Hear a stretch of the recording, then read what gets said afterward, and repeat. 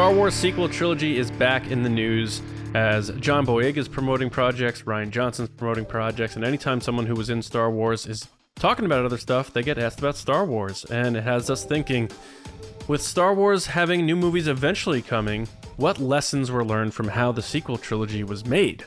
So that will be our main discussion today on the Resistance broadcast. So thanks to everybody for joining us. September 8th, less than 2 weeks away from Andor. Very excited about that. We have TRB Live coming live each day an Andor episode comes out, including that first one, which is going to be covering 3 episodes of that show. So that should be quite the beast.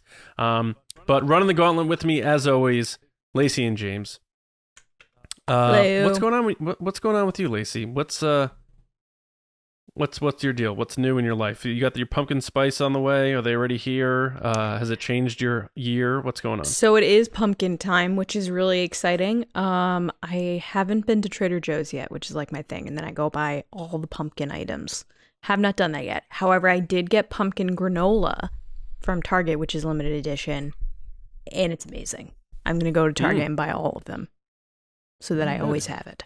Pumpkin oatmeal? Granola. Granola. Oh, okay. Mm-hmm. Yeah. I have granola with my yogurts in the morning, so. Look at you, fancy. Yeah, I know. Yeah. James, pumped. You're this is probably the thing you've been hyped most for. Is am I wrong as far as Star Wars goes? Like more than the saga films? For Andor coming in? Yeah, man. So I like most Star Wars fans, I was able to get out, not most, but like, they put Rogue One back in IMAX. And I was like, I got to figure out a way to go see it. And it's one of those things, like, I know that movie through and through, but you know how it is sometimes where like it's been a long time since you've seen it. And I'm just like, this movie is so good. Like, I love every second of it. And I found myself multiple times in the theaters, just like legitimately like smiling, like, oh my God, like they're all going to Scarif. Like they're all, like when those ships, they fly in and then it's like, oh my gosh, man, just so much of that movie hits exactly what it needs to be. And I have been excited for Andor for a very long time. It's going to be great. It's crazy that it all came from just an idea by John Knoll, right? Yeah. That's so nuts to me. I mean, I was like looking at the credits. I was like, it's not often you get to sit in IMAX Star Wars credits. So, so I'm sitting there, I'm just reading all the names and stuff. And yeah, you just notice little things like that, like special thanks to Dave Filoni, and like, and like story created by, John Knoll. It's like, oh, it's so cool, man. It's humbling because people always want credit for things that they come up with or they create. And, even we do that as podcasters sometimes, but it's like the guy who came up with the idea for Rogue One, I bet like 90% of Star Wars fans have no idea that he did it. And I bet a lot of those fans don't even know who John Knoll is. So it's just Which is insane because the amount of impact he's had, not just on Star Wars, but in the world in general, is insane. When Rogue One was coming out and they were advertising it initially as like, oh, it was just a story that someone at Lucasfilm, John Knoll, created. I don't even think at the time I really pieced together who that person was either. Yeah. He's one of those guys who could walk the floor at Celebration and wouldn't get stopped a lot. I think he would. I think you're right. I think he's like really borderline, but he's been pretty notable for the last couple years. And that's not like a criticism of him or like a slight at him. I'm saying like because people like don't realize what a lot of these people, how important they all are. But yeah, for Rogue One, him just pitching that idea and then being like, all right, let's do it. That one teaser they showed at Celebration where it's the actual incoming crawl and it starts to like, that's really cool. Yeah, it's one of the best teasers they've ever done. Yeah, it's like horrifying. Like the sounds of it sounds like Saving Private Ryan. Yes. So John Knoll, pitch a solo sequel for me, all right, babe? All right. We have a great show. I'm really excited for the discussion later, but we like to warm up the engines here on our T65s or T70s, what have you. And James is going to steer us through. Let's go, buddy. I fear nothing, for all this, as the Force wills it. All right, Will of the Force this week is great, actually. I have read early into the questions. We don't normally talk about that, but I got to say right off the top, John, good questions this week. So get excited for some solid ones. As opposed to bad questions? No, I'm just saying, like, every week? one of them, I was like, that's tough. You know? Like, sometimes I'm like, I know what I'll say to this one, like, right away. But every one of these was... I tell my wife, like, you look great today. She's like, what? Did I look terrible yesterday? Oh, yeah, exactly, yeah. Let's kick it off with the first one right here. Grand Admiral Thrawn should be firmly established in live action with an actor in the Ahsoka series. Will the Grand Admiral ever find his way onto the big screen in a Star Wars theatrical film? John wrote the questions. John gets to go first. What do we got here? Oh, man. That is tough. I'm going to say yes. I think I've just this weird feeling if Star Wars is if Kathleen Kennedy's saying she wants like the Feige person for the future of films, it sounds like they want connectivity in some regard, and having multiple villains could be a lot cooler than having just one like Palpatine. So whoever they get to play him in live action, I don't think it's going to be a short-term thing. So I'm going to say yes. All right, Lacey, what are your thoughts? I'm going to say yes, and it's because I still think they're going to end The Mandalorian on the big screen in a movie. I think that the show is building up to some type of cinematic experience. And I think Thrawn could be the villain. Interesting. Yeah, man, I hear what you guys are saying, and I'm on the other end, I think. I did have to think about this. This has Why been do the you theme guys this always week. do this? Because you always say that. You always say, I don't know, guys. I feel the opposite. It. Yeah, that's what it is. You say it. You don't just say like, well, this is what I think. You say, I don't know. I'm going to have to disagree with everything. All right. It's just the way you phrase it, James. It's like deja vu each time. Because I'm always surprised when sometimes you guys are like the exact opposite of what I would think you would say. So I'm like, all right, well, okay. I guess I'll say what you're going to say.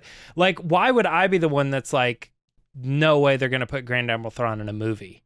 And you guys are both saying yes. Like that, I'm like, but James, I don't know. Why disagree with me when it feels so good to agree with me? James is like, I can't. I can't. Yeah. James is like, I hate you. No, and part of that too is like that's actually Lacey's point is sort of my reason why I don't think it would happen is because I can't imagine, like, it's very rare that any television show that has a successful run actually finishes their story by elevating it to a theatrical film. Like if you think about any show like But that's why they're going to do it with The Mandalorian. But I But would Walking think, Dead is going to make a movie. They are? Mm-hmm. I mean... When is that going to end? They are making a movie. That's why Andrew Lincoln left. He signed on to do a movie once they're done with the show. I feel like our actual planet is going to end before that show ends. Yeah, well... Point being, like, I would think that if they're leading up to stuff, there's no reason that they wouldn't just make that culmination event happen on Disney Plus and keep it on the platform that it has been on. I feel like if they put that in the theater, it would be like, I don't know why I haven't been watching it. Why would I go see that movie? You know what I mean? I just don't think it would do well at the box office. That would look bad. I mean, it would do well, but it wouldn't do like a Star Wars movie kind of well. You know, everyone would go to the movie theater to see Grogu on the big screen. I don't know, James. The follow-up to Andor is in theaters, so whatever. Just think about it. You just were talking about seeing it. Is that really? You guys are both agreeing that that's a good point? No. All right. Stop it.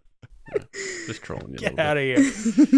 Honestly, every time they talk about like a TV show doing a movie or something, I'm like, the chances of that happening, I feel like are just tremendously against its fate. I don't know. Anyway. You ever see Batman the movie? That's not the same thing. That's not 7 seasons of Batman and then season 8 got turned into a theatrical movie or whatever. That's exactly what it was. No.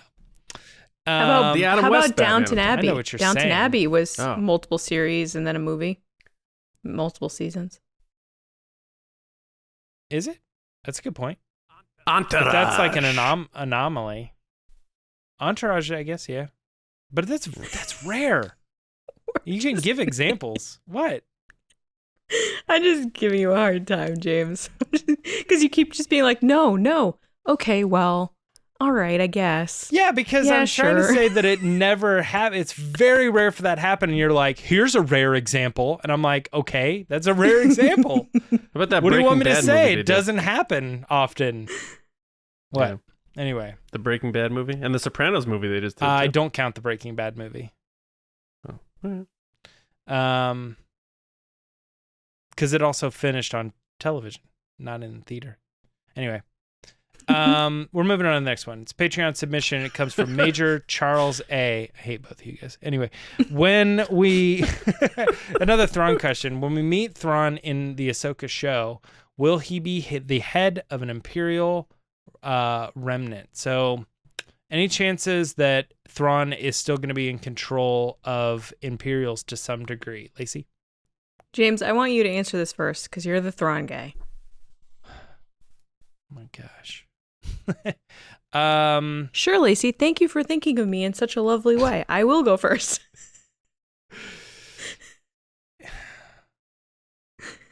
I don't know.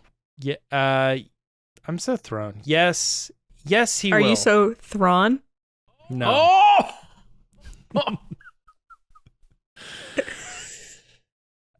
He will. Because by the time Ahsoka is looking for him and saying, "Where's Grand Admiral Thrawn?" he's not still missing. It seems like she's gotten word that he's back somehow. He's pulling strings. He's around. And the other thing is that there's this loose kind of connection from we heard like a long time ago, and I'm not holding out hope or anything like that, but there was something about how we could maybe see the beginnings of the First Order or something like that. And when this question got posed, I started thinking about how it would sort of make sense for Thrawn to come back and be like, oh, the Empire fell, but it's this thing? Okay, cool. And then he might even be somehow loosely connected to like what maybe it could become. I don't know. It just seems interesting to me, but I don't think he's on his own. And I think he's definitely in control of something that they need to be afraid of. And it's not like a bunch of random bounty hunters or anything like that. It's going to be very Star Wars centric. And so it seems like stormtroopers and Moff Gideon and all that stuff, like that they are answering to Thrawn in some way, shape, or form. That's a great answer. Lacey? I am going to say yes, he will be.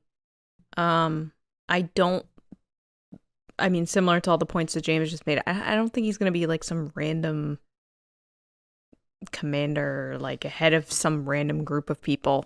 He's connected specifically to the Empire. That being said, I was thinking about the Mandalorian as well, about where Ahsoka brings him up. And like you said, James, perfectly, like, it's very much where is he, not have you heard of him. Mm-hmm. So I think that he's clearly out there doing something, pulling strings, leading something. And the only thing that I could think that would make sense is something Imperial. That's my answer. Yep. Yeah, she wouldn't be asking unless she knew where he was post being lost. Correct. You know what I mean? Right. So she's trying to get that information because that magistrate, who was the magistrate? The magistrate, yeah. Yeah. She knows something. She might know like where he is, or she has been talking to him currently. So, John, what are your thoughts? I'm just thinking, I think Lucasfilm would feel inclined to explain where these guys were during the Galactic Civil War. I'm thinking they took those Purgles to the unknown regions and wound up in the system of where the Chiss are. And he, hooked back up with his own people Ezra's their prisoner or something like that. I don't think it's anything tied to the Empire. And I agree with the kind of what you were saying, James, about like maybe it's like looking more forward than like hanging on. Because I don't think Thrawn's a hanger-on guy. I think he's a guy who's like, no, I'm gonna take charge and like make this my own, or I'm like it's gonna be my rules, not yours, sort of thing. So I think maybe that's where they went, and because of that, I don't think there's going to be any sort of Imperial ties to what he's currently doing. The weird, and I hate to go back on it too, but Thrawn is just such an interesting character, and how they're using him like halfway in the books, halfway in the animated, halfway in live action, all over the place. His initial reason to be involved in the Empire was because the Empire was growing and so powerful that he kind of somewhat saw them as a threat to the Chiss. So now, realizing that the Empire is like done, what would his involvement in the Empire be? I don't know. It's interesting, but it has to be, I would think. I don't know. Anyway, let's move on to the next one here, and it's will Grogu use a lightsaber in The Mandalorian season 3? So just turning it on, looking at it doesn't count. He's got to use the lightsaber for some specific purpose, not just holding it or turning it on. John, you get to go first on this one. What are your thoughts? I'm going to say yes, because I feel like his whole journey with Luke is done, and he made his choice. And now where does he go from here? And people could say like, well, he chose to be Mandalorian. It's like, yeah, sure. But then in the Book of Boba Fett, we saw really him harness his powers and use them in a way that he was not used to, which is destructive. He used them in a more light side way of like preventing conflict and stuff like that. So I think we're going to see the growth of that, and we need the growth of this character. Otherwise, it's going to get stagnant. And what's a cooler way to do that from an aesthetic perspective than getting a lightsaber in the mix? Cherry on the sundae, of course, merchandise. So I think we will, because I don't know how much longer Mando's going to go. I'm thinking 4 seasons. So I'm going to say, yeah, I think we're finally going to see him doing something with the lightsaber in this 3rd season, which seems like it's a really big, epic type of season. Lacey? I'm going to say yes as well. I think Grogu will use a lightsaber in The Mandalorian season 3. A lot of these shows, any show really, or movie, within the story, they have to have these moments that you remember. And especially nowadays, they really want those gifable moments, big moments that are surprising to fans, whether it be a Marvel show, a Star Wars show, Lord of the Rings, whatever, but especially Star Wars.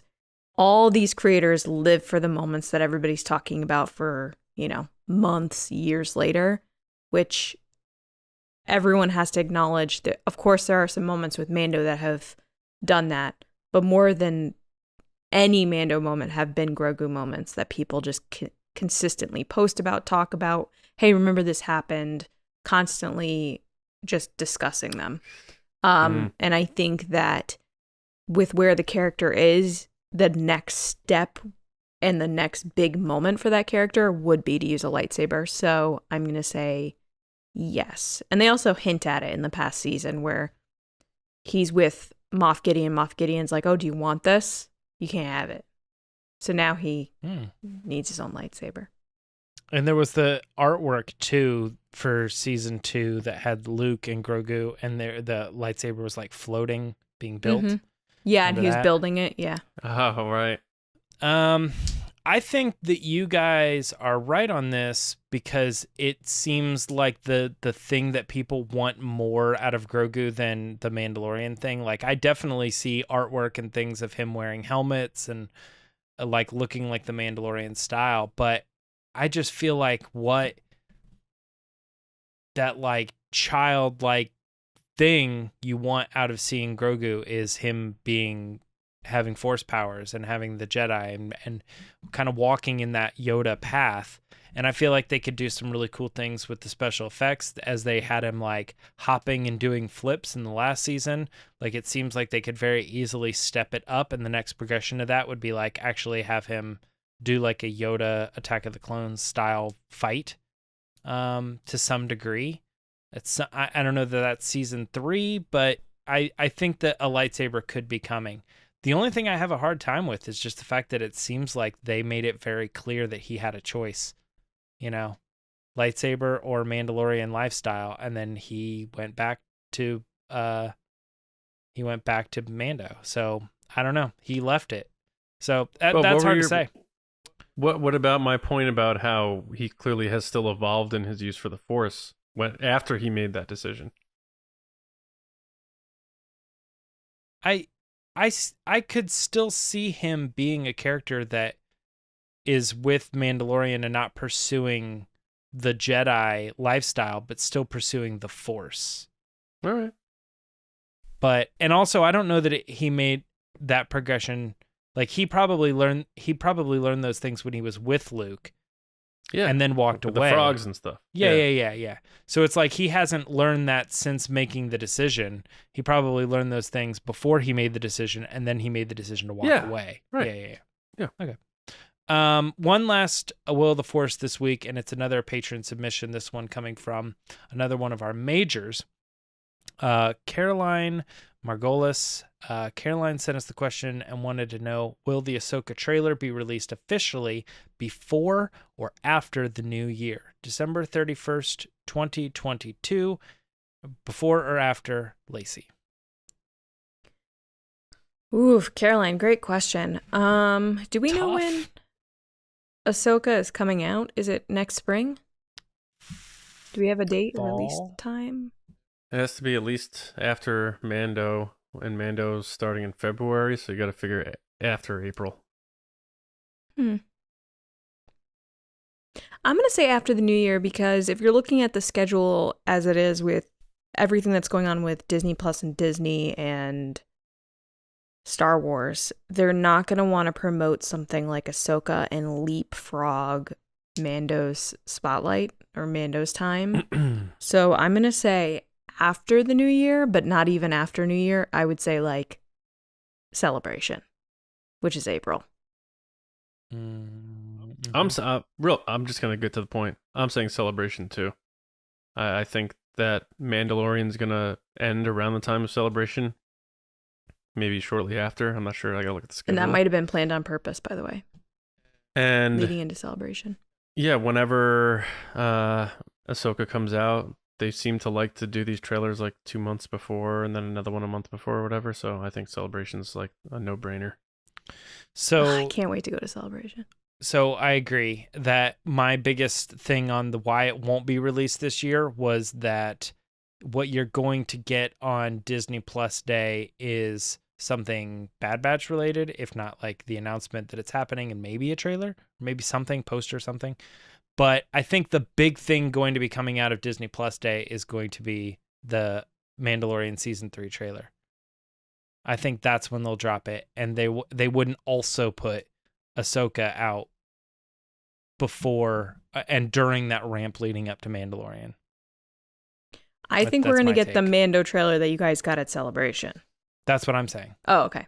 Yeah. The Season 3 Mando trailer, and they can drop it. That can be their big splash for Star Wars. And we can go, well, what's the next thing? Oh, this is the next thing, and get excited for it because it's coming. It's only a few months out. And that can cover their butts on Star Wars. Well, Disney the other Plus thing is content. the Obi-Wan Kenobi special. The behind the that's scenes right special. too. Yeah, that too. So, all right. So we all say after the new year. Correct. That sucks. Yeah. Yep. Although it is weird because if we did get it at Celebration, that would be another Celebration where they like reveal the same trailer that we got at last Celebration. That'd be kind of strange. So I don't know. We'll see. All right. That is it for Will of the Force. John, take us into the discussion this week. Yeah, so talked about at the top. You saw the title. No surprises here. The Star Wars sequel trilogy. What lessons were learned from how it was made? Obi-Wan once thought as you do. So we are 3 years removed from the end of the sequel trilogy. There's varying opinions amongst fans, whether they love it, hate it, like some, don't like others. But one thing that people who, whether they love it or hate it, seem to agree on is that maybe a more developed communication among the creators, or at least some sort of cohesive blueprint, would have been the better way to go. At least that's how I seem to see it. And I'm someone who loves all three of the movies, and I find I'm able to make those movies work for me. But I think when they look at how the other trilogies were made, which was by one man, that's, the original trilogy was not planned out. George Lucas certainly changed a lot of big things as he went along in the story. When he made A New Hope, Vader was not even Luke's father. So what Obi-Wan actually was telling Luke in A New Hope was the real story at the time. And then he was able to sort of twist it up a bit. But then the prequel trilogy, obviously he was forced to have a blueprint because he had to get to the point of A New Hope. So he had to tell that story from more of a blueprint perspective. And he was able to mess with timelines a bit and jump around to focus on certain things. But he had an end game with that one. And then we flash forward to the sequel trilogy where it's like, now it's the future, so they can really do anything. And you had J.J. Abrams had his vision, which John Boyega talked about, and we talked about that at length on Monday's episode. If you haven't checked it out, go check that out. And then, of course, Rian Johnson takes over, puts his spin on the story and what he wants to do, and then J.J. takes it back. So there's a lot of moving parts to this. Would it have been different if it was Trevorrow and it was three different people? Was it affected because JJ came back and said, "No, I'm taking these threads back"? So what lessons were learned? I'm just going to say, before I get into any more details, because I want to bring both of you in, is I think the prevailing logic is, at least for your main characters, your main protagonist and your main antagonist, have a shell and a solid blueprint of not just the end, but also like their journey and their progression. Right, the trajectory of each character. Their trajectories for at least your main protagonist and your main antagonist. Yeah. So I don't know how you guys feel. I know, Lacey, you've been pretty vocal about, the whole one sort of story and understanding what you're going to do for all three films, or if they wind up doing 5 films in the future and not necessarily the trilogy thing. But you've even also gone as far as saying do the Lord of the Rings thing, right? And film them all at once and that sort of thing. So I'm going to start with you because I know that you've sort of had that maybe passionate angle on it. But what are your thoughts on what lessons were learned from how they produced and made the sequel trilogy from this specific perspective? Yeah, I think my specific critique has always been that it just seemed like there wasn't a plan. And I understand the viewpoint of, George Lucas didn't really have a plan. There's lots of other stories that just, they figured it out as they went. I think this one was different in that it was so, I would say, quickly done back to back to back that there wasn't time to breathe in between movies. And then also, it just seemed like each creator, Rian Johnson, then JJ, Lawrence Kasdan, Colin Trevorrow, who obviously we know didn't move forward with this stuff, but it just seems like they were all kind of operating in their own lanes and there wasn't any kind of talking. And I know that in interviews they've said like, we did see the script, or I did read it, I did see the movie, I liked it. I feel like there's a lot of PR sometimes that goes on that's like, of course I like this, I'm supporting my other creator that, I handed this movie off and that's how this was supposed to play out. But then as time has gone on, I think we've gotten more honest opinions from actors and people behind the scenes of, hey, this didn't go exactly as planned. This isn't what I intended. I figured that they'd pick up at this story point and they didn't, which honestly, you can't force someone to do that when it's their creative vision.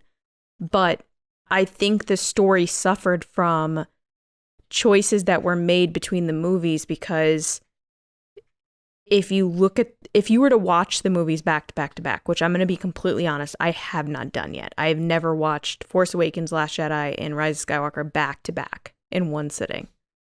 I think if you were to do that,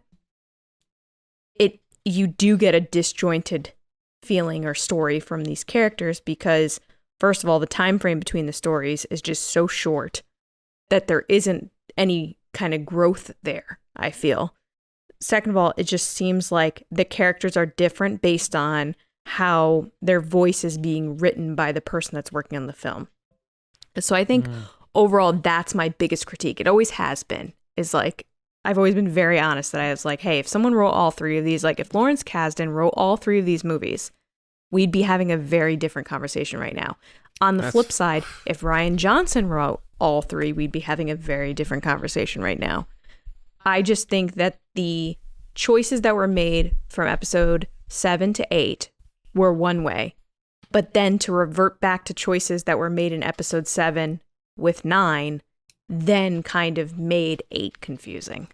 So before I bring you in, James, Lacey, then what's the lesson learned? Is it we need one person writing the movie? You can have different directors. One creative voice telling the story. You can have different directors, producers. Even you could recast people. We've seen that done in Marvel with Don Cheadle. Like, you can have people be recast. You need to have kind of a consistent person that's telling the story.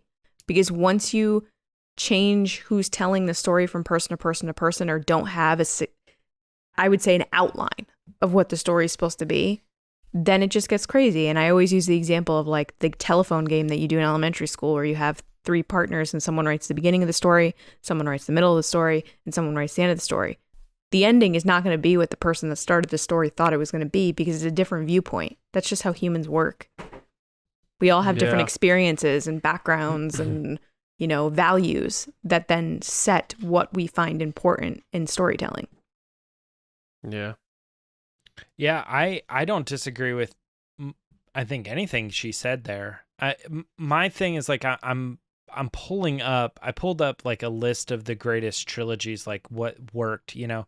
Number 1 is Lord of the Rings, but what's interesting about that is it was already a set story. Like, you know, that was adaptation. It's a book set, yeah. They already knew what was going on, so that obviously was going to work because they had that trajectory. Number 2, the original Star Wars trilogy. Okay, kind of an anomaly maybe, you know, that it was sort of like handed off to, I mean, it was George Lucas, right? So we have that, but it was handed off to another writer. It was handed off to other directors.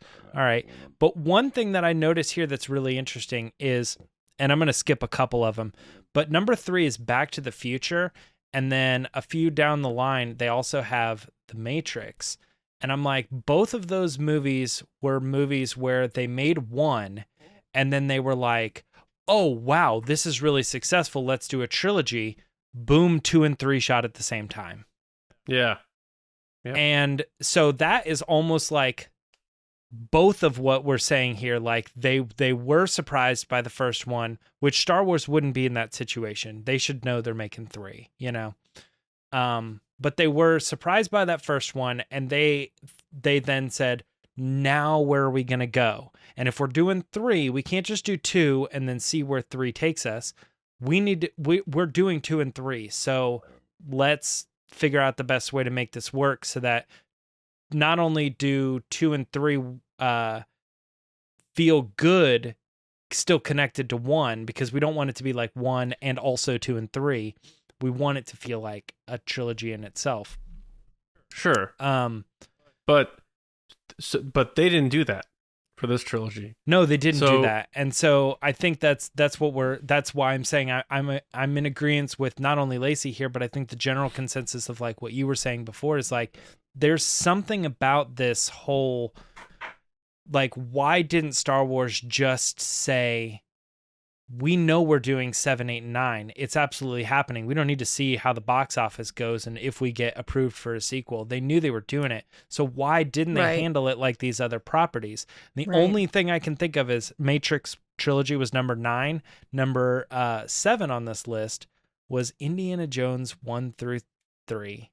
And those movies were absolutely like, let's do another one, you know, let's do another one. And it was just sort of like, now where do we go? Now where do we go? And that formula worked for Indiana Jones in the sense that each one of them, in all honesty, they connect, but they do very much feel like they're their own thing. They're James Bond. One. Yeah. That's what I was going to say. It's James Bond. Yeah. So it's like, I don't know if like Lucasfilm was looking at kind of the original trilogy in the way of like, well, it wasn't all George. It was George, and then it was Irvin, and it was passed on. And we did the same thing with Indiana Jones, and that was great too. And it's like, but I think you guys are looking at the wrong thing here. You need to be looking at like how trilogies should be filmed, and thought out. Do we know, did JJ just turn down doing 8?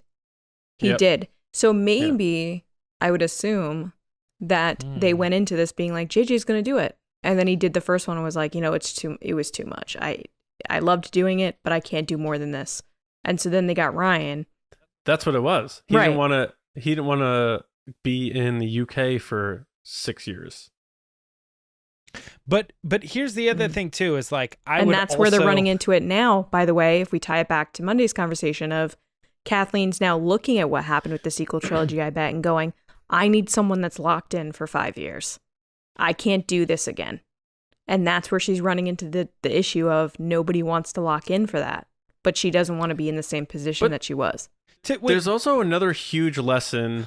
I know, James, you got something on the tip of your tongue. I know. I was like, I don't want to get too far away from it. But this may lend to your point as well. Another big lesson that I think is learned that we're seeing in terms of how they are shutting down the engines with the movies and taking a slow, measured approach into what they want to do is they should have split those movies up by 3 years so that one could be completely done and you could start creating like Rian Johnson was writing The Last Jedi as they were filming TFA. Right. So much so that he asked JJ to put R2 at the end of TFA. Yep. Yeah. Not BB-8, yeah.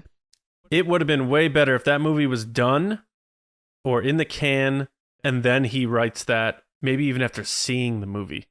Like, absorb what happened, understand how those performances fan reaction. were. Yes. I think the 2-year gaps between the movies might have been the biggest mistake that doesn't get talked about enough. And I think a lesson there is, and not saying they're going to, who knows?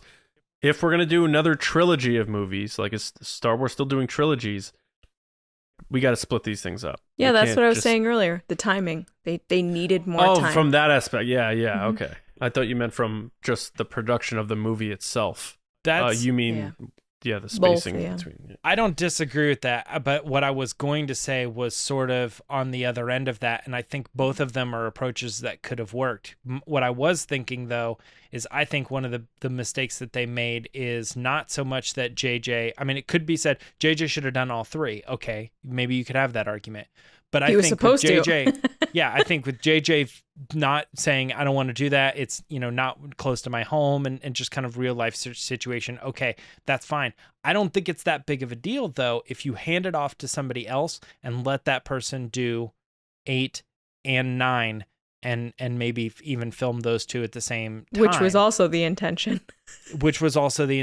And it just kind of didn't happen. And so it's like, if they would have filmed 8 and 9 at the same time, you would have gotten a 1 year later release, or possibly even 6 months after the fact, because that's how typically these have gone. With those 2 examples that I gave, Back to the Future was like, I think less than a year, and so was Matrix. It was like 6 months after. And I think there's another big trilogy that's doing that too, and I can't think of what it is, but Avatar maybe. Yeah. Well, Dune was. They wanted to do multiple ones and the studio didn't approve it. Yeah. Avatar's 5 movies. Yeah, no, but they filmed 2 and 3 at the same time. They filmed 2 to 5 at the same time. They're all filmed? No, 4 and 5 have not started. They're not approved. It's dependent on whether 2 or 3 work.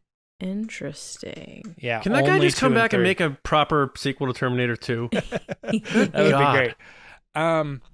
Yeah, I think part of what I was thinking about when I was approached with this discussion topic too is just like that Colin Trevorrow thing. Like, I almost feel like where I'm saying JJ could have done all 3, that would have been good.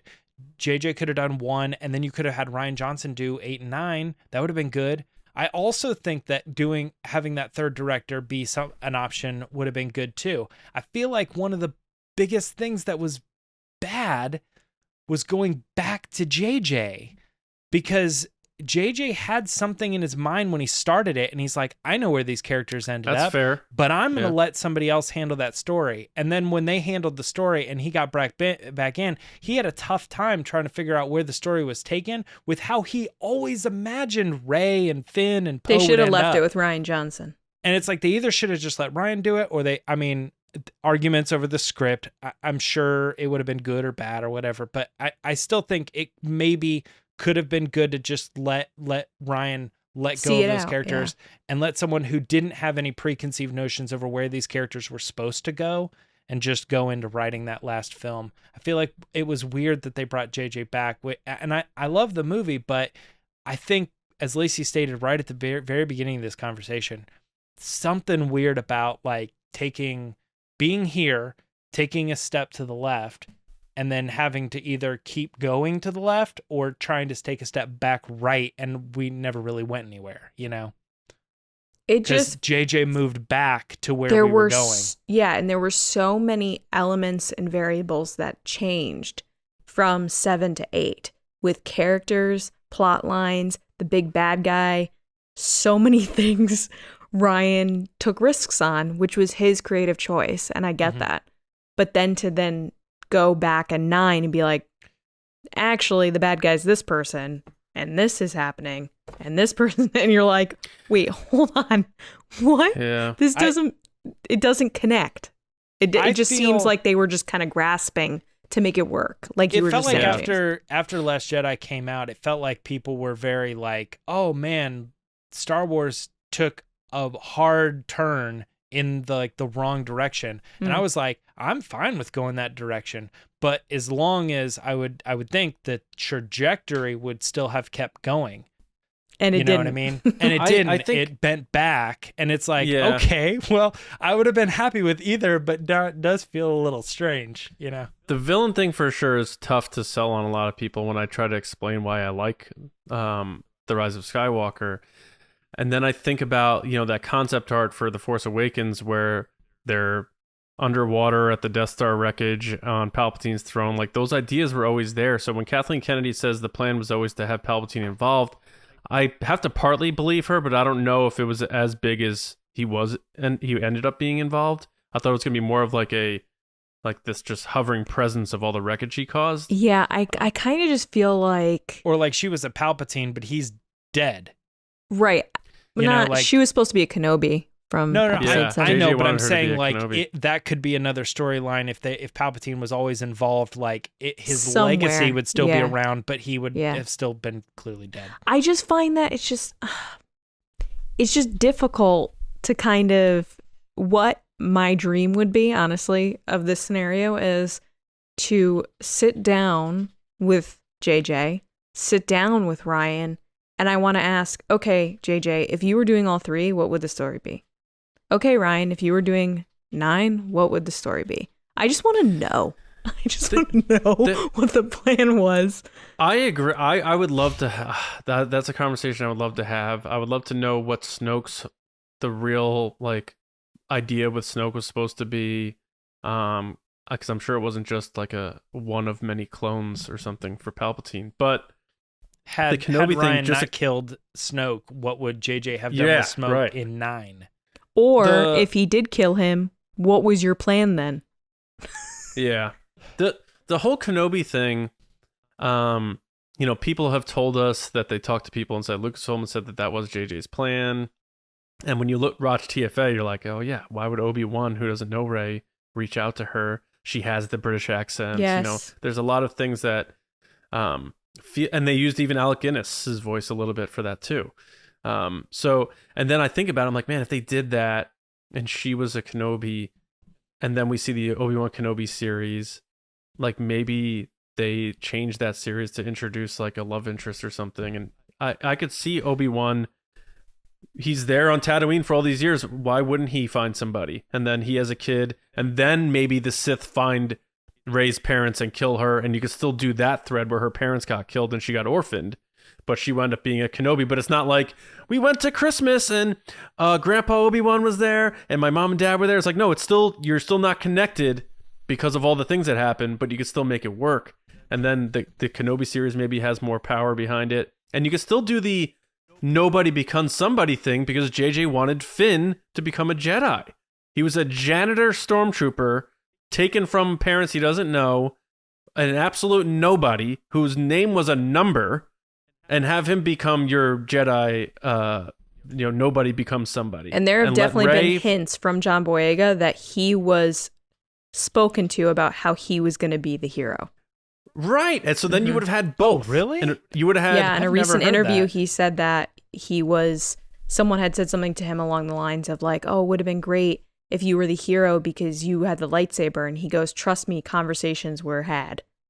Like, and I think what he means by that conversations is, about he being the would hero. have become a Jedi, and then you would have had both angles. You would have had Rey in terms of the lineage, legacy, yeah. the legacy, the name, the somebody, and maybe she doesn't realize it till later, which is so she comes up thinking she's a nobody, and that's cool in itself. It's a little mirrors Luke a little bit. And then you have the Anakin bloodline and the Kenobi bloodline back again, battling each other. Yeah. And then you have Finn, who could fill that void that people loved so much with what Ryan did with Rey, nobody becoming somebody. We've turned into like the fan fiction what if right now. Like, well, I think these are lessons. How does all of these this are compare lessons learned, to though. like if they were going to do an Old Republic series, or if they were of 3 I movies, think or if they're doing 10, 11, and 12? Mando's a Do good you- example. do you- Mando is something that was written back to back to back by one person with Filoni's help of what the story is. So as season 1's coming out, he's already, I think, was working on season 3? Like, Favreau already has a vision of what's happening. And I He was think, writing season 3 before 2 filmed. right. Yeah. So I think that is a good example of what should have been done with the sequel trilogy. And it could have been done. I don't know why it wasn't, but it should have been done. Yeah. And I that's why don't- Mando has been so successful, and those, all this stuff is kind of linking together so well because it's been really thought out. And I think that's one of the best kind of lessons from the sequel trilogy. But Yeah. do we think that Lucasfilm is actively doing this? Like, okay, so take Rian Johnson out of it. I mean, because we don't know what's going on there. But it seems to me that it's not Taika Waititi's trilogy. They're like going to do one movie, and then if that's popular, it seems like they would be like, oh, we're going to bring it back. We're going to do another one. Like Solo. Like, well, that's maybe a bad example because I think the plan was to do more solos. But it doesn't seem like the plan is to do more Taika. It doesn't seem like it's the plan to do more Kevin Feige. It depends on where that movie takes place. If Taika's movie takes place on a part of the canon timeline that's untouched, then it doesn't matter because he can do whatever he wants with character A, B, C, who we don't know. Whereas the sequel trilogy these are people entrenched with very specific lineages, storylines, connectivity, and that's why it was such a bit of a mess. You were playing with something that was so firmly established. It's like they laid out all the foundation and then like go build this bridge, and they're like, well, we don't have any blueprints for it, but just build it, just put it together. People will drive across it. Go ahead, do it, and they did. I think so. The lesson for like if they're going to do a trilogy again, would have to be, unless you have a George Lucas, one person who's going to be like, say, Dave Filoni gets to the point where he oversees a trilogy, and in terms of the story, not writing the script, the story. I don't mind him winging it the way George Lucas did if it's just going to be that one person. I think that's the one loophole is if it's one person in charge of the whole story, not necessarily the screenwriting, I think you can have that person write the story for that, absorb how it went, have them continue it, because at least you have one person's vision where you don't have someone writing a film while the first one's filming, and it's just like so choppy and the handoff and all that stuff. I think the one way you can do it where you leave it open to be altered is if it's one person writing the overall story of it. Which is why Indiana Jones, like George Lucas wrote all the stories, and that sort of thing. And same with the original trilogy. Yeah, Lawrence Kasdan wrote the scripts, and that sort of thing. But Lucas was still like with him in terms of how he wanted the story told.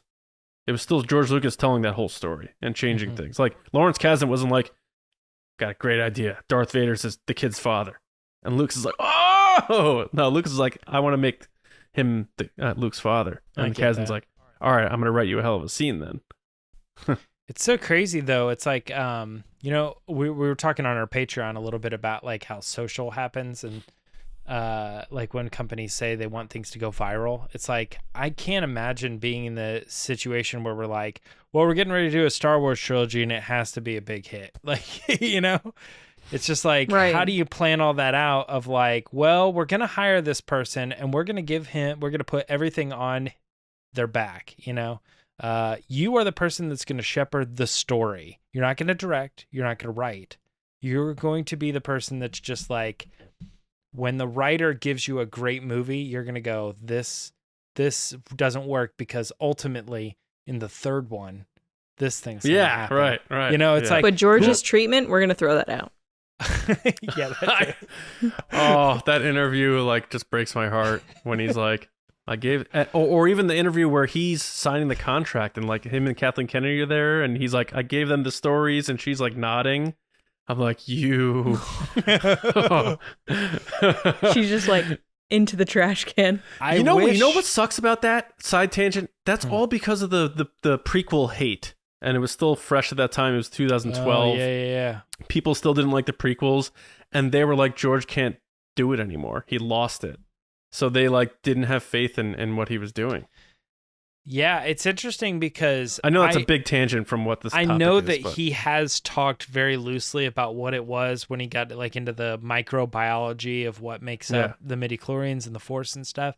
And I'm looking at that and I go, I don't know that I would have wanted that to be the story, but I want that. You know what I mean? Do you remember his question to JJ when they were promoting TFA? When they had the one of those, you know, they did a great job promoting TFA. They had the little YouTube bits and stuff. It was a joke, wasn't it? What you're saying? They had JJ answering questions from like fans and stuff like that. And George Lucas pops up towards the end and he goes, JJ, what happened to Darth Vader's grandchildren? That's right. And JJ was like, George, I don't think we're going to talk about that one. So I have a feeling that there was. Do you remember he was going to like borrow the twins thing or something again? Like George likes the poetry at rhyme stuff. So I'm curious if it was like part Josh of his story was that. Gad's Twitter or Instagram or something, and he was like going around the room and they were asking questions. Oh, to Jay-Z, yeah. Yeah, but then J.J. Abrams was like, why was Luke just standing on the island? Or what was the joke? I can't remember exactly. Oh, yeah, it was a bit more than anything. It totally was a bit. That. Yeah, he was almost making fun of his own movie rather than like Ryan's. Yeah, and he's like, movie, please tell us, Daisy, please. Yeah, right. So, I don't know. I mean, maybe Kathleen Kennedy's like, we made $4 billion.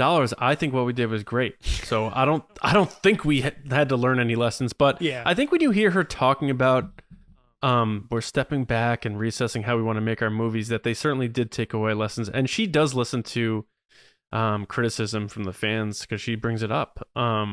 So I gotta think it's spacing stuff out and really just having a story written, not necessarily scripts. And it sounds simple, but I think, and I love the sequel trilogy. I do. Me too. But I think maybe it would have been more cohesive and smoother and maybe better. I don't know. Maybe worse. Who knows?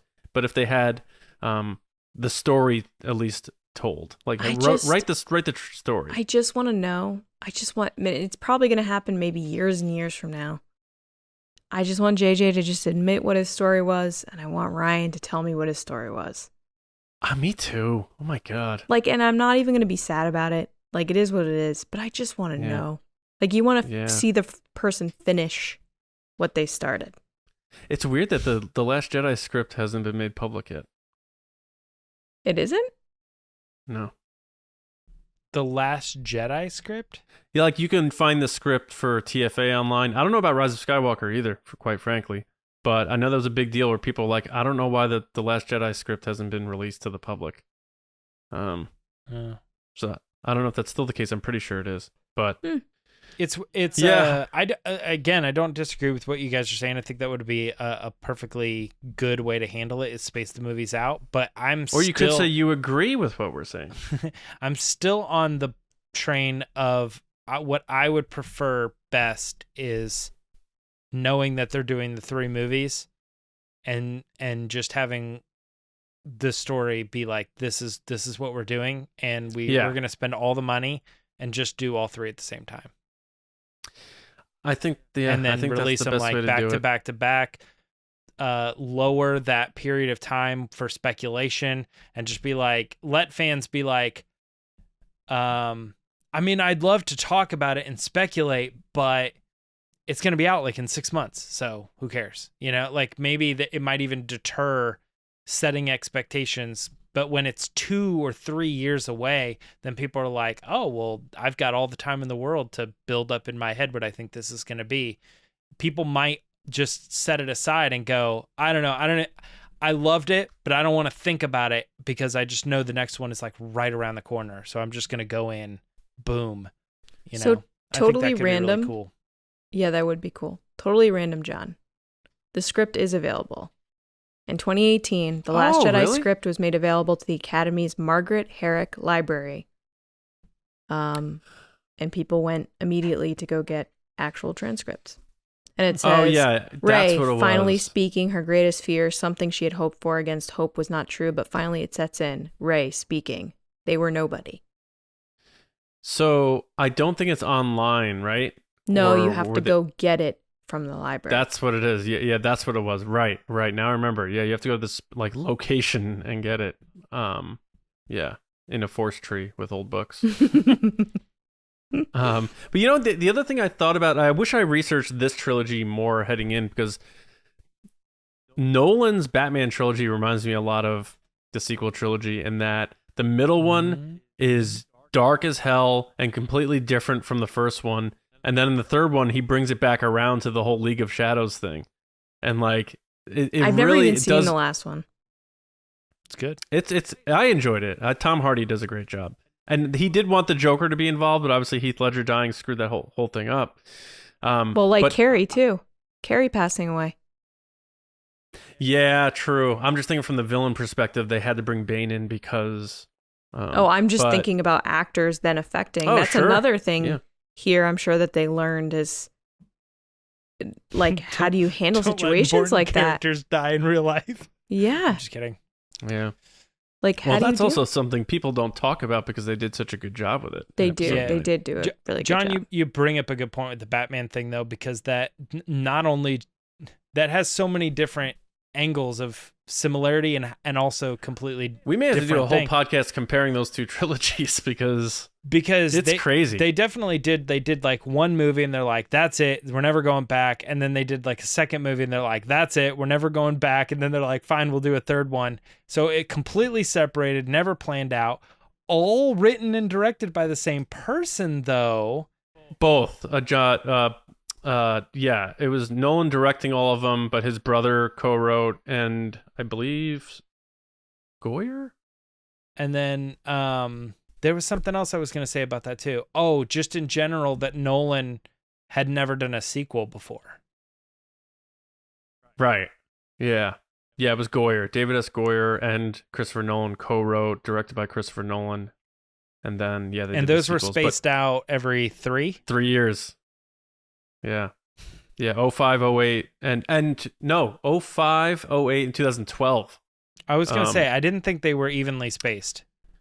And then but really the first one and third one are so tied together, and the second one sort of stands on its own. It is very interesting in terms of how it's similar to the sequel trilogy. Because when you get to that third one, you have to think, well, what was the point of this if we don't bring it all together? But then you have Indiana Jones that's just like, no, just it's the third one. No. And the only difference is Christopher Nolan didn't ruin people's childhoods like J.J. Abrams and Rian Johnson did. It's because we had other bad Batman movies before it. Well, not even that. Well, yes, absolutely. That's like fair. Bat nipples That's very and stuff fair. came before that. So yes, people wanted a grittier Batman, and that's what they got. So they were willing to take whatever came because it was completely And if you different. didn't like it, And it was wasn't really good. It didn't ruin Batman forever because you're like, they're gonna make more of these things. I love that you said it didn't ruin Batman forever because. Oh yeah, that's a good point. Nice. I think the thing to take away from this conversation is planning is important. As someone who enjoys planning is very important. And I think what we're seeing from Lucasfilm and Disney right now in regards to Star Wars is in reaction to the sequel trilogy. Yeah. And check it. Dark Knight trilogy, David Goyer wrote the story for all 3 movies with Christopher Nolan. So there you go. He didn't write the script for all 3, but he wrote the story. He wrote the story. That's interesting. So I don't have. Yeah. I mean, Lacey, you made a great final point. I think we have come to the end of this discussion. Anything else you guys want to toss into the mix that puts a period on a statement or something that we haven't brought up? I wish everybody didn't die.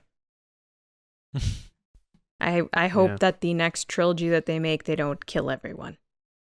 They didn't. Yeah, I watched an old interview from 1987 of George Lucas talking to somebody about the Star Wars trilogy, and he was talking loosely about like he's going to do the prequels one day or something like that. And they were like, he's like, I had Carrie and Mark for 3 movies, so I knew I had them all set. Harrison only agreed to do 1, and then he came back to do the second one, and I had to convince him to do the third, and he wanted me to kill him off, and I said, no way, I'm not killing you off.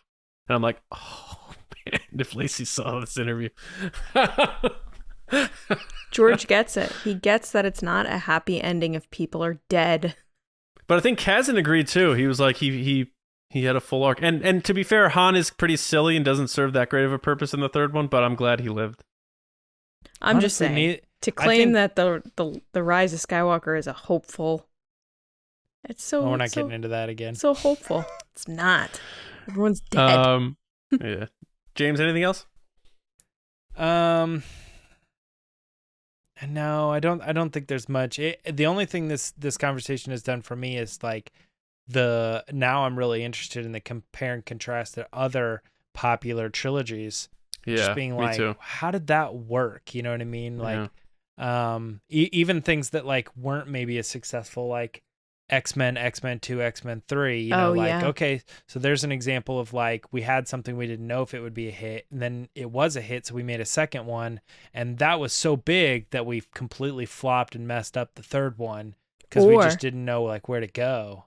Another scenario is something is successful for the first movie, so you make a second one, and it's still even bigger with the second one, so then you drag out the last movie and break it Top into Gun parts. 3? I was going to say Hunger Games, Harry Potter. Oh, that's new though. That's Harry Potter. Harry Potter, Twilight, Hunger Games. It's all YA novels. They always break it into parts. That's a great point too. Yeah. What was the second one you mentioned? Hunger Games, Twilight. That's right. Harry Potter. Because they went, the last book's long, so we're not going to cut stuff. We're just going to make it 2 movies because we want to make money. We want to make money. That was the other thing too. So another example of that would be Hobbit. They took the one story that could have just been 1 movie, and they were like, well, we need to turn it into something bigger, and we feel we're familiar enough with this world, and Peter Jackson was so good at what he was able to, he totally understands that world enough that we think he could fill in the gaps pretty well. And Peter Jackson is not Tolkien, so you ended up with this thing that was like, this doesn't feel like Lord of the Rings. It feels like somebody writing Lord of the Rings, which also kind of scares me for the Rings of Power, which is coming out. The first episodes are getting good reviews, but you know, I don't know that people are going to be able to write stories that are similar to the stories from this, not ancient. You could say the same about George Lucas, man.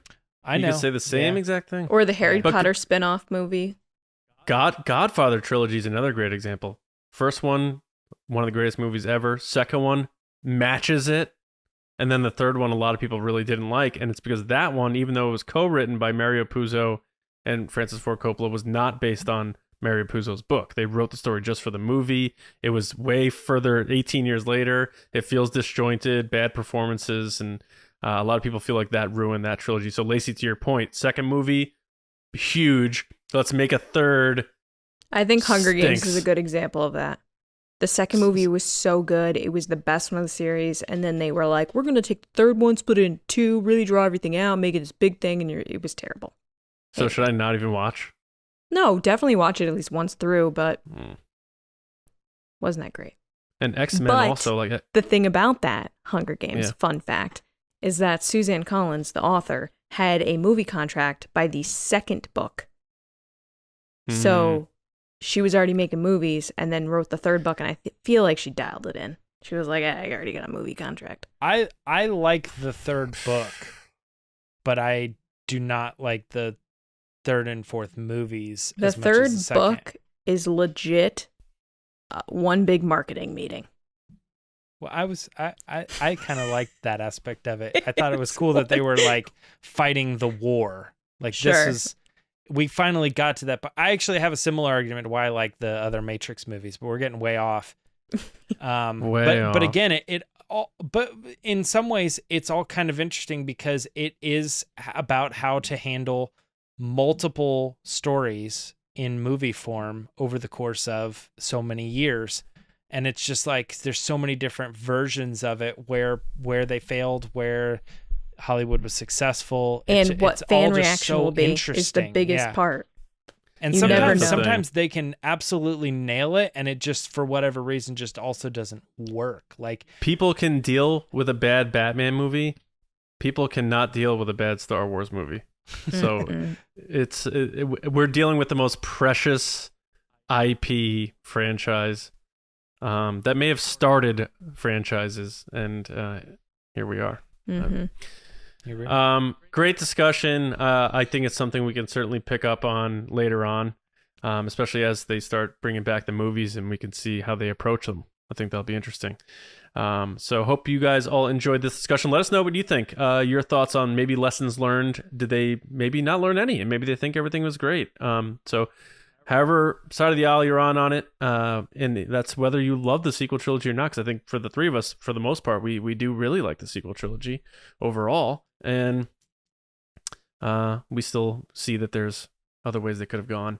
But we're not done yet. We have one more segment to close out the show, so we hope you enjoy this next one.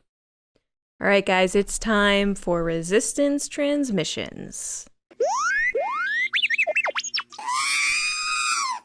So this is the part of the show where John puts up a crazy, wacky situation on Twitter, and you guys give your answers. So this past week, the scenario is, what if Cassian Andor's last name, was actually an acronym for something? If so, what would it be? What is the best acronym you can think of for ANDOR? I just thought of the bingo song. And bingo was his name. the dog? ANDOR. Yep. Anyway, Mike Ramori at Drum Jedi's up. What up, Mike? He says, angry Nikto driver on Ronto. Were those the bikers from Book of Boba Fett? oh yeah. Mm-hmm. Yeah. Nice, Mike. Next is John Reese at John S. Reese. What up, John? Who says, Up, Amidala noticed Darth Vader's opulent rump.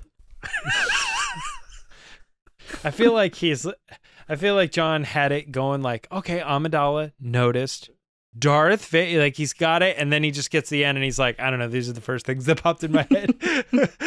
So opulent, which I admit I did not, I knew the word, I didn't know what it meant. It means ostentatiously, which I have to look that up now. It's like rich. Yeah. And luxurious or lavish and wealthy. So his wealthy rump. Yep.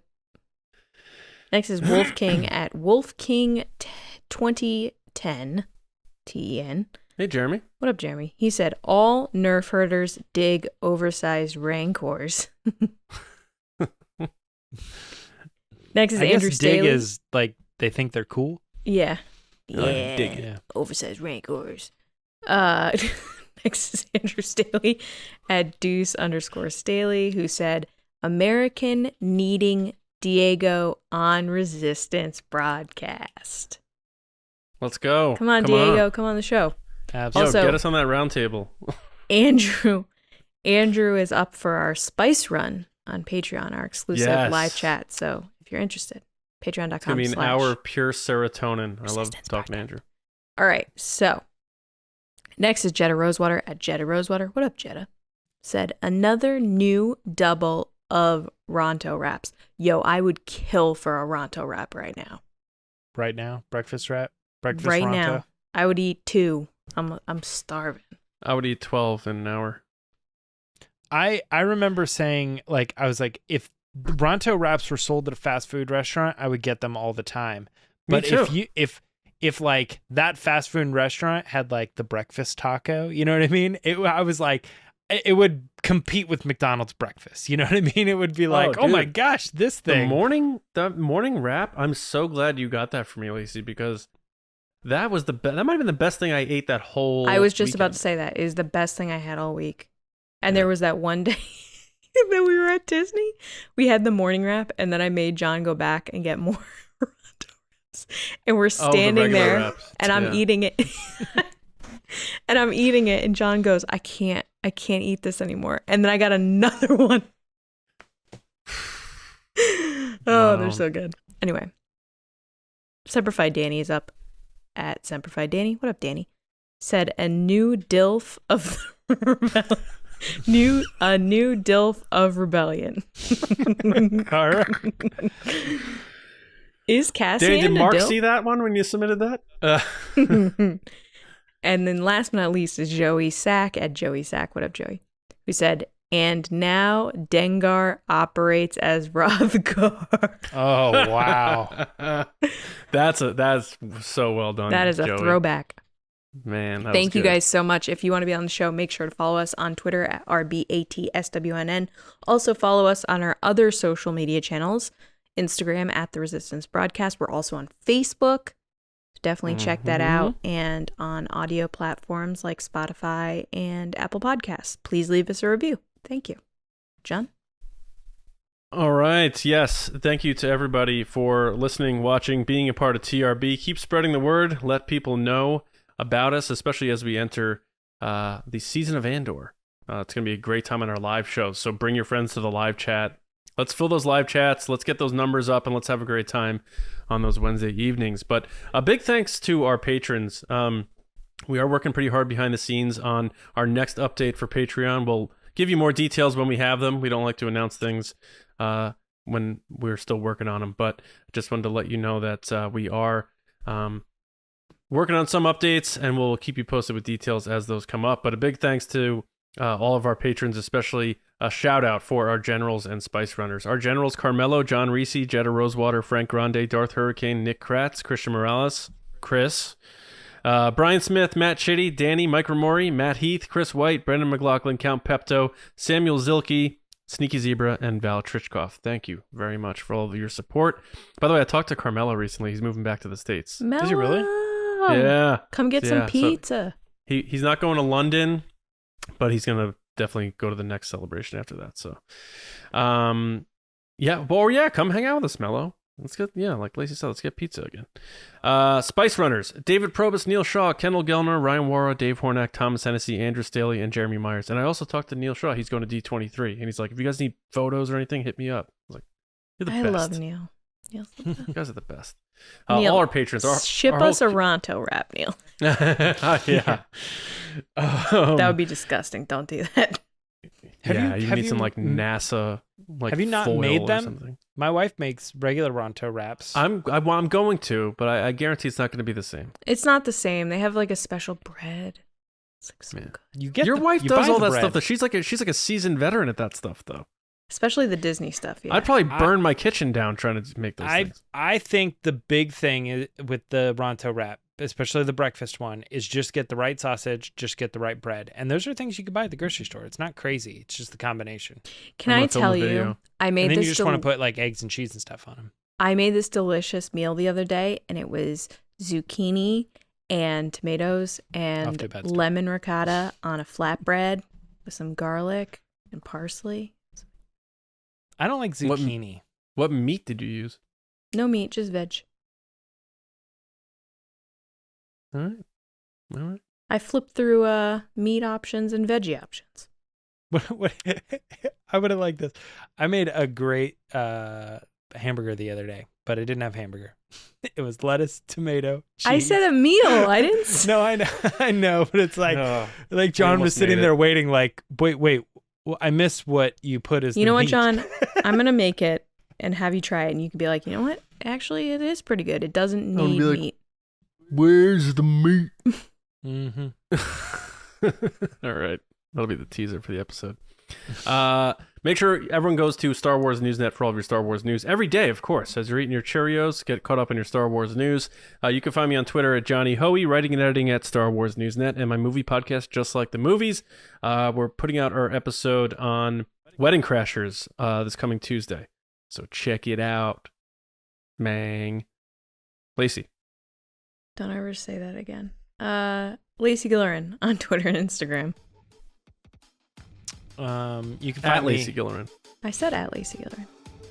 You just said Lacey Gillerin. You can find me both at Twitter and Instagram at Myra Trunks. I added 2 ads. All right. We hope everyone has a glorious weekend, and we will see you on Monday morning with another episode right here on TRB. See you around, kids.